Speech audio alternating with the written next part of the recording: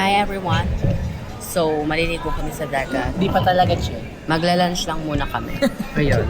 So magla-lunch. Magla-lunch muna kami guys. Ito si Kuya Josh, ang best libero ng Test libero ng NCR. buong NCR. Siya ang nag-best libero ngayong ginanap na NCR meet. NCR meet. Yeah. Gora. So now we're talking about this place. So, Ay, pakita natin yung dagat. Yung totoong boses, magsalita kayo ng totoong boses. Pag nasira yung chat, Yung niloloko mong Yung boses. dagat. hello. Ano po? Yung ano po? Kasi kusa lang yung lalabas. Kusa lang yun.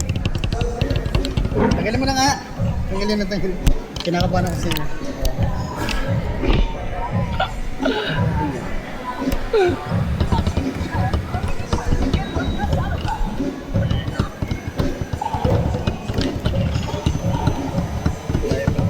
May wifi dito? Wala. Kuya Mark, anong masasabi mo sa Kandon? Wala. Wala akong Facebook. Ano, masaya. Huwag mo akong video. Boses na. Record ba yan? Mawat pang phone. Ito pang gwapo. Last na video tayo. Ha? Last na video. Gwapo ka eh. Pag nakashampoo talaga, tumatay yung buhok. Shot.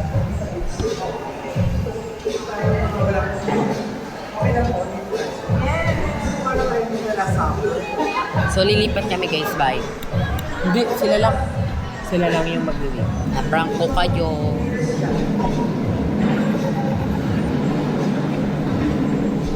So, magmumukbang kami.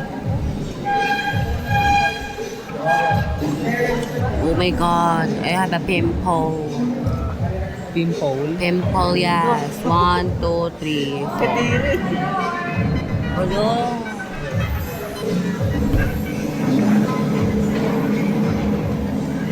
May pimple na ko, che. Ba't siya yung tawag mo sa akin? Okay, this is the final question Yes. na kailangan mong sagutin. Huwag mo siyang ano sa akin kapag Oh, eto na, Jade. Kung bibigyan ka ng pagkakataon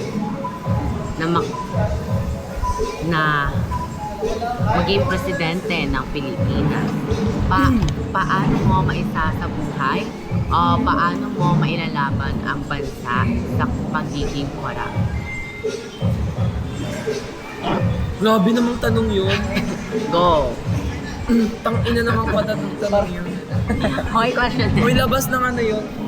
So, kahit ano.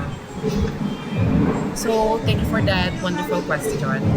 At kung ako man ay pagbibigyan na maging presidente ng Pilipinas, ang aking unang gagawin ay tatapusin ang korupsyon. Paano natin tatapusin ang korupsyon? Putang ina, ba't mo nilalapit? Ayoko na. Alaloba. Ayoko na, putang ina lo. Payat niya. Pero, ate kisay sa pula, ate kisay sa pula. Walang sa dulo.